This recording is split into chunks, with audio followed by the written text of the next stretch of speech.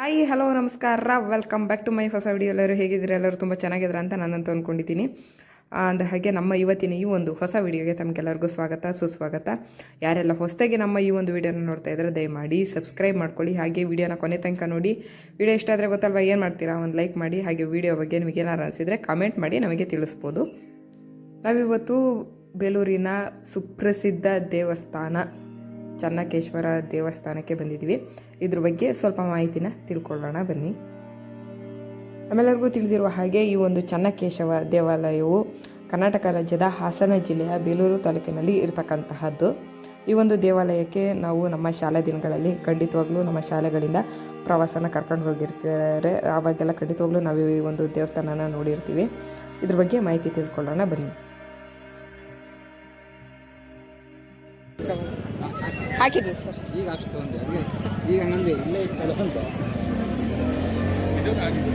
ಹೊಳಿಗೆ 8 ವರ್ಷ ಹಾಕೊಡ್ತೀರಾ? ಮಾರ್ಚ್ 3ನೇ ತಾರೀಕು ಈ ಒಂದು ದೇವಸ್ಥಾನಕ್ಕೆ ಹೋಗಿದ್ದ ಕಾರಣ ಅವತ್ತು ಎಲ್ಲ ಕಡೆ ಪಲ್ಸ್ ಪೋಲಿಯೋನ ಹಾಕ್ತಾಯಿದ್ರು. ಹಾಗೆ ಇಲ್ಲಿ ದೇವಸ್ಥಾನದ ಹತ್ರನೂ ಸಹ ಪಲ್ಸ್ ಪೋಲಿಯೋನ ಹಾಕುವ ಒಂದು ಕಾರ್ಯಕ್ರಮ ಇತ್ತು. ನಿಜವಾಗ್ಲೂ ನೋಡಿ, ನಮ್ಮ ಅಂಥ ಜನಗಳಿಗೆ ಎಷ್ಟು ಅಂದರೆ ಎಷ್ಟು ಉಪಕರಣ ಸಹಾಯನ ಮಾಡಿಕೊಡ್ತಾರೆ ಈ ಒಂದು ಸರ್ಕಾರದವರು ಅಂತ ಅಂದರೆ ಎಲ್ಲ ಕಡೆ ಈ ಒಂದು ಅಂದರೆ ಪಲ್ಸ್ ಪೋಲಿಯೋ ಮುಕ್ತ ದೇಶ ನಮ್ಮದಾಗಬೇಕು ಅನ್ನೋ ಕಾರಣಕ್ಕೋಸ್ಕರ ಈ ಒಂದು ಕಾರ್ಯಕ್ರಮನ ಎಲ್ಲ ಕಡೆನೂ ಹಮ್ಮಿಕೊಂಡಿದ್ರು. ಇಂದಿನ ಬೇಲೂರನ್ನು ಈ ಹಿಂದೆ ವೇಲುಪುರ ಎಂದು ಕರೆಯಲಾಗುತ್ತಿತ್ತು. ದೇವಾಲಯ ಕಟ್ಟುವ ಕಾರ್ಯ ಹೊಯ್ಸಳರ ಚಕ್ರವರ್ತಿಯಾಗಿದ್ದ ವಿಷ್ಣುವರ್ಧನನ ಆಳ್ವಿಕೆಯಲ್ಲಿ ಪ್ರಾರಂಭವಾಗಿತ್ತು. ರಾಜ ವಿಷ್ಣುವರ್ಧನನು ತಲಕಾಡಿನಲ್ಲಿ ಚೋಳರ ಮೇಲೆ ವಿಜಯೋತ್ಸವವನ್ನು ಸಾಧಿಸ್ತಾರೆ. ಆ ಒಂದು ಸಮಯದಲ್ಲಿ 1117ರಲ್ಲಿ ತನ್ನ ಗುರುಗಳಾದ ಶ್ರೀ ರಾಮಾನುಜಾಚಾರ್ಯರ ಆಶೀರ್ವಾದಗಳೊಂದಿಗೆ ಚನ್ನಕೇಶವ ಸ್ವಾಮಿಯ ವಿಗ್ರಹವನ್ನು ಪ್ರತಿಷ್ಠಾಪನೆ ಮಾಡ್ತಾರೆ. ಈ ರೀತಿಯಾಗಿ ಈ ಒಂದು ದೇವಸ್ಥಾನಕ್ಕೆ ವಿಜಯನಾರಾಯಣ ಸ್ವಾಮಿ ದೇವಸ್ಥಾನವೆಂದು ಹೆಸರು ಬಂದಿರುತ್ತದೆ. ಸುಮಾರು 103 ವರ್ಷಗಳ ಕಾಲ ನಡೆದಂತಹ ಈ ಒಂದು ದೇವಾಲಯದ ಕಾರ್ಯ ವಿಷ್ಣುವರ್ಧನನ ಮೊಮ್ಮಗನಾದ ಇಮ್ಮಡಿ ವೀರ ಬಲ್ಲಾಳನ ಆಳ್ವಿಕೆಯಲ್ಲಿ ಈ ಒಂದು ದೇವಾಲಯವು ರೂಪುಗೊಳ್ಳುತ್ತದೆ. ದೇವಾಲಯಕ್ಕೆ ಒಂದು ವಿಮಾನ ಗೋಪುರವಿದ್ದು ಈ ಕಾರಣವಾಗಿ ಇದನ್ನು ಹೊಯ್ಸಳರ ಏಕಕೂಟ ಶೈಲಿಯ ದೇವಸ್ಥಾನವೆಂದು ಪರಿಗಣಿಸಲಾಗುತ್ತದೆ. ಈ ದೇವಾಲಯವು ಗೋಪುರವು 70 ಅಡಿಗಳಿಗೂ ಎತ್ತರವಾಗಿದೆ. ದಾಳಿಕೋರರ ಹಾವಳಿಯಿಂದ ಸಿಕ್ಕಿ ವಿರೂಪಗೊಂಡಿದೆ ಅಂತ ಸಹ ಇದನ್ನು ನೋಡಿದ್ರೇ ಗೊತ್ತಾಗುತ್ತೆ ನಮಗೆ ಸ್ನೇಹಿತರೆ.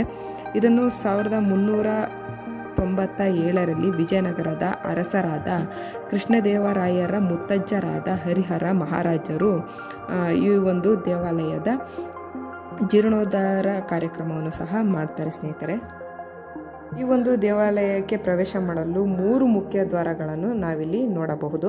ಈ ಒಂದು ದೇವಾಲಯದ ಒಳಗಡೆ ನಾವು ಹೋದರೆ ಸುಮಾರು 48 ಕಂಬಗಳನ್ನು ನೋಡ್ಬೋದು. ಈ ಒಂದು 48 ಕಂಬಗಳಲ್ಲಿ ಕೆತ್ತನೆ ಹೇಗಿದೆ ನೋಡಿ.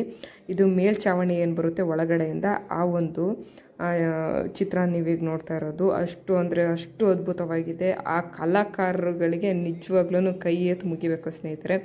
ಅಷ್ಟು ಒಂದು ಕಲ್ಲಿನಲ್ಲಿ ಅಷ್ಟು ಒಂದು ಚಿಕ್ಕದಾಗಿ ಒಂದು ಡೀಟೇಲಿಂಗ್ ನಮಗೆ ಅದು ಏನು ಕೆತ್ತನೆ ಮಾಡಿದ್ದಾರೆ ನೋಡ್ಬೋದು ಸ್ನೇಹಿತರೆ.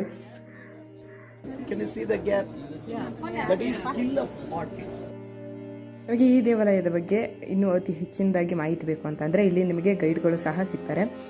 ಇವರು ಬರೀ ಕನ್ನಡ ಅಲ್ಲ, ಇಂಗ್ಲೀಷು, ಹಿಂದಿ, ತಮಿಳು, ನಿಮಗೆ ಯಾವ ಒಂದು ಭಾಷೆ ಬೇಕೋ ಆ ಒಂದು ಭಾಷೆಯಲ್ಲಿ ನಿಮಗೆ ಮಾಹಿತಿಯನ್ನು ಒಂದು ನೀಡ್ತಾರೆ. ಅವರಿಗೆ ಒಂದು ಎಕ್ಸ್ಟ್ರಾ ಅಮೌಂಟನ್ನು ನೀಡಿ ನೀವು ಇವ್ರ ಹತ್ರ ಮಾಹಿತಿನ ತಗೋಬೋದು.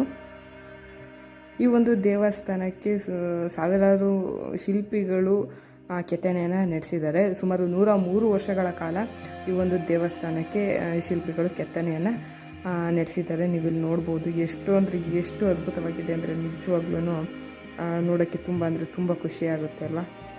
ವಿಷ್ಣುವರ್ಧನನು ತನ್ನ ರಾಜಧಾನಿಯನ್ನು ದ್ವಾರ ಸಮುದ್ರಕ್ಕೆ ಸ್ಥಳಾಂತರಿಸುತ್ತಾರೆ. ಇದನ್ನು ದ್ವಾರ ಸಮುದ್ರ ಎಂದು ಕರೆಯಲಾಗುತ್ತಿತ್ತು. ಈಗ ಅದು ಹಳೆಬೀಡು ಆಗಿ ಪರಿವರ್ತನೆಗೊಂಡಿದೆ. ಶಿವನಿಗೆ ಸಮರ್ಪಿತವಾದ ಹೊಯ್ಸಳೇಶ್ವರ ದೇವಾಲಯಕ್ಕೆ ಹೆಸರುವಾಸಿಯಾಗಿದೆ. 1140 ಇಸ್ವಿಯಲ್ಲಿ ಇವರು ಸಾಯುವವರೆಗೂ ಇದರ ನಿರ್ಮಾಣ ಕಾರ್ಯ ಮುಂದುವರಿಯುತ್ತದೆ. ಹೊಯ್ಸಳರು ಹೊಸ ವಾಸ್ತುಶಿಲ್ಪದ ಸಂಪ್ರದಾಯವನ್ನು ಅಭಿವೃದ್ಧಿಪಡಿಸುತ್ತಾರೆ. ಅನೇಕ ಪ್ರಸಿದ್ಧ ವಾಸ್ತುಶಿಲ್ಪಿಗಳು ಮತ್ತು ಕುಶಲಕರ್ಮಿಗಳನ್ನು ನೇಮಿಸಿಕೊಳ್ಳುತ್ತಾರೆ. ಕಲಾ ಇತಿಹಾಸಕಾರ ಆಡಮ್ ಹ್ಯಾರ್ಡ್ ಇದನ್ನು ಆರ್ನಾಟ ದ್ರಾವಿಡ ಸಂಪ್ರದಾಯ ಎಂದು ಕರೆಯುತ್ತಾರೆ. ಹೊಯ್ಸಳ ಸಾಮ್ರಾಜ್ಯ ಮತ್ತು ಅದರ ರಾಜಧಾನಿಯನ್ನು 14ನೇ ಶತಮಾನದ ಆರಂಭದಲ್ಲಿ ದೆಹಲಿಯ ಸುಲ್ತಾನರ ದೊರೆ ಅಲಾವುದ್ದೀನ್ ಖಿಲ್ಜಿ ಕಮಾಂಡರ್ ಮಲ್ಲಿಕ್ ಕಫೂರ್ ಆಕ್ರಮಣ ಮಾಡಿ ಲೂಟಿ ಮಾಡಿ ನಾಶಪಡಿಸುತ್ತಾರೆ.